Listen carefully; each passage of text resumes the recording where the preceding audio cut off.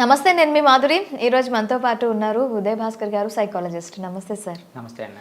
Sir, ఒడిదుడుకులతో వెళ్తున్న బండి ఎప్పటికైనా పడిపోతుంది, కేర్ఫుల్గా వెళ్ళాలి అని చెప్పి అంటూ ఉంటారు. అసలు ఈ అబ్స్టాకల్స్ అనేవి మనిషి అధిగమించగలడా? ఎలాంటి సిచ్యువేషన్స్లో దీన్ని అధిగమించవచ్చు? అబ్స్టాకల్స్ని అసలు మనిషి అధిగమించడానికి ఎలాంటి కృషి చేయాల్సి ఉంటుంది? ఓకే, మీకు ఒక చిన్న కథ చెప్తానండి. ఇక్కడ నేను ఒక చేపలు పట్టేవాడు ఉండేవాడు గతంలో. ఆయన ఏంటంటే తన జీవితకాలంలో ఎప్పుడు ఎక్కడైతే వెళ్తూ ఉంటాడో అదే ఏరియాలో తన వల వేసేవాడు. డిఫరెంట్ రకరకాల చేపలన్నీ కూడా ఆయన వలలో పడేవి తీసుకుని వచ్చేవాడు. అందులో ఒకసారి ఏంటంటే ఒక 4-5 చేపలు మాత్రం కొంచెం కొత్త రకం పడినాయి అనమాట ఫస్ట్ టైం. సో ఆయన చూసి ఆశ్చర్యపోయాడు. ఆ చేపలు చాలా టేస్టీగా ఉన్నాయని నెక్స్ట్ టైం వచ్చే వాళ్ళు కూడా, అంటే వాళ్ళు అతనికి ఉన్నటువంటి కస్టమర్స్ ఎవరైతే ఉన్నారో అవే కావాలి అనవటం చూశాడు అనమాట. సో అదే ఏరియాకి వెళ్ళాడు. ఈసారి స్పెసిఫిక్గా అటువంటి చేపలనే కోరుకునే విధంగా లేదా పట్టుకునే విధంగా ప్లాన్ చేసుకొని అటువంటి వాటిని తీసుకొచ్చాడు. అలా కొన్ని నెలల పాటు గడిచింది. తర్వాత ఏంటంటే దాని నెంబర్ తగ్గిపోతుంది, సైజ్ తగ్గిపోతుంది అనమాట. సో ఇంకో దగ్గరికి వెళ్ళిపోవాలేమో, మళ్ళీ నాకు బిజినెస్ అంతా దెబ్బతింటుంది, సరే ఏం చేయాలా అని ఆలోచిస్తున్నప్పుడు ఆయనకు ఒక ఆలోచన వచ్చింది. అరే, నా ఇంట్లోనే పెద్ద బావి ఉంది కదా వెనకాతల, సో దీన్ని నేను అక్కడ పెంచుకుంటే, ఈ బ్రీడ్ ఏదైతే ఉందో దాన్ని నేను పెంచుకోగలిగితే నేను ఇంకా ఎక్కువ మార్కెటింగ్ చేసుకోవచ్చు, ఇంకా ఎక్కువ బిజినెస్ చేసుకోవచ్చు కదా అని చెప్పేసి అక్కడికి వెళ్ళి ఆ చిన్న చేపలు ఏవైతే ఉన్నాయో అందులో పడేస్తాడండి. అందులో ఉన్నటువంటి ఒక చిన్న చేప పిల్ల మొత్తం ఆ నుయ్యి ఏదైతే ఉందో ఆ బావి చుట్టూ, పెద్ద బావి అది, దాని చుట్టూ కూడా చాలా స్పీడ్గా ఈత కొడుతూ తిరుగుతూ ఉందన్నమాట. అయితే అందులోనే ఎప్పటి నుంచో స్వస్థలం నాది ఇదే అన్నట్టుగా ఒక పెద్ద కప్ప ఒకటి ఉంది. ఓకే. ఆ కప్ప ఏంటంటే చూసింది ఒక్కసారి దాని దగ్గరికి వెళ్ళి, అరే తమ్ముడు ఒకసారి ఆగని చెప్తున్నాను. అంటే అది ఆయాసపడుతూ ఆ చేపపిల్ల అంటుందన్నమాట, అన్న ఇక్కడ నుంచి బయట పెట్టడం ఎలా అన్న.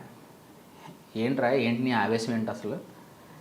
ఇప్పుడే కదా వచ్చావు, హ్యాపీగా మనం ఫుడ్ పాడేస్తూ ఉంటాడు, తినేసి హ్యాపీగా పడుకొని నీ జీవితం ఎన్ని రోజులు అయితే ఉంటుందో అన్ని రోజులు నువ్వు ఇక్కడే బతకొచ్చు కదా, ఎందుకంత ఆవేశపడిపోతున్నావు అని.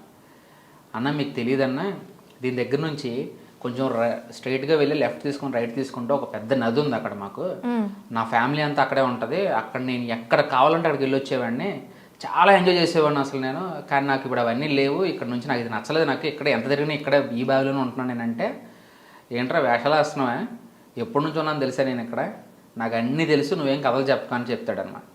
అన్న ఒక పని చేయనన్న, మీరు ఒకసారి వెళ్ళి చూసి రండి, ఆ తర్వాతైనా నాకు మార్గం చెప్పండి అని చెప్పి ఆ చేప పిల్ల ఈ కప్పను అడుగుతుంది అన్నమాట.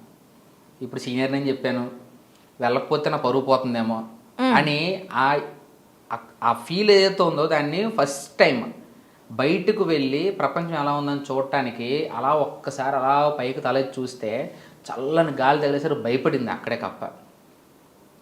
కానీ వెనక్కి వెళ్తే మళ్ళీ పరుగు పోతుంది. సో ముందుగా వెళ్ళాలని డిసైడ్ అయ్యి ఫస్ట్ టైం ఆ కప్ప ఆ నుయ్యిలో నుంచి బయటకు వస్తుంది. ఆ చెప్పిన దారిలోనే స్ట్రైట్గా వెళ్ళి లెఫ్ట్కి వెళ్ళి రైట్కి వెళ్తే అక్కడ నది వస్తుంది. పారే నదిని చూడటం అదే ఫస్ట్ టైం దానికి. సో దాంట్లో దూకితే చచ్చిపోతానేమో అని భయం, కానీ మళ్ళీ అదే తలంపు, ఏమని వెనక్కి వెళ్తే మళ్ళీ పరుగు పోతుందని.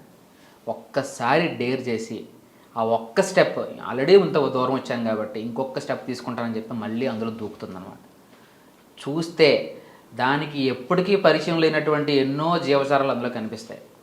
చాలా హ్యాపీగా తిరుగుతూనే ఉన్నాయి, అటు ఇటు ఎంజాయ్ చేస్తుంటే కనిపిస్తుంది అనమాట. దాని జాతి కూడా కొన్ని అందులో కనిపిస్తూ ఉంటాయి. సో నేను ఇన్ని సంవత్సరాలు ఆ నూతిలో ఉండి అలా ఉండిపోయాను అనమాట అని చెప్పి మళ్ళీ వెనక్కి వస్తుంది. వెనక్కి వచ్చి వీళ్ళ ఫ్యామిలీ అందరినీ తీసుకుని వెళ్తుంది.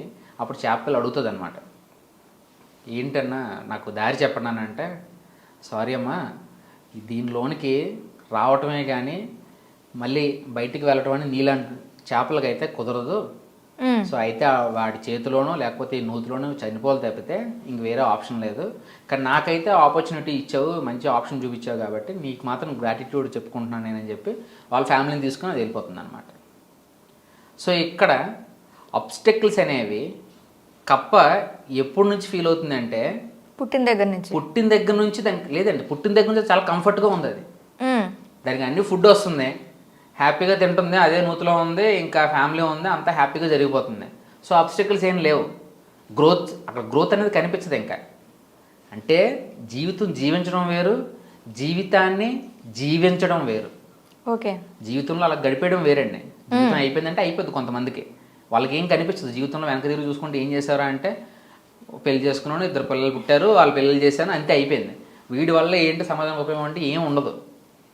కానీ ఎప్పుడైతే కప్ప ఫస్ట్ టైం దాంతో ఛాలెంజెస్తోనో లేకపోతే ఇంకేదో అనుకోండి, అది ఎప్పుడైతే ఫస్ట్ టైం బయటకు వెళ్ళిందో అది అబ్స్టెకల్ అని ఫీల్ అయినటువంటి, బయటకు వెళితే నేను సర్వైవ్ అవ్వలేను అనుకున్న దాని నుంచి సడన్గా అది ఎలా వచ్చిందంటే బయటే చాలా లైఫ్ ఉందని చెప్పి.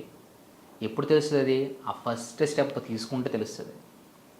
అబ్స్టెకల్స్ అనేవి ప్రతి ఒక్కరికి, ప్రతి ఒక్క మానవ జీవితంలోన మనం ఎదుగుతున్నాము అంటే అబ్స్టెకల్ రాకుండా ఎదగడం అనేది జరగదు. ఓకే. ఒక పాము లేదా ఒక సీతాకోక చిలుక తన చుట్టూ ఉన్నటువంటి గూడుని గట్టిగా విడబెట్టుకుని దాని ప్రాణాలు తెగించి బయటకు రావడం ప్రయత్నం చేస్తేనే అది అందమైన జీవితాన్ని చూడగలుగుతుంది.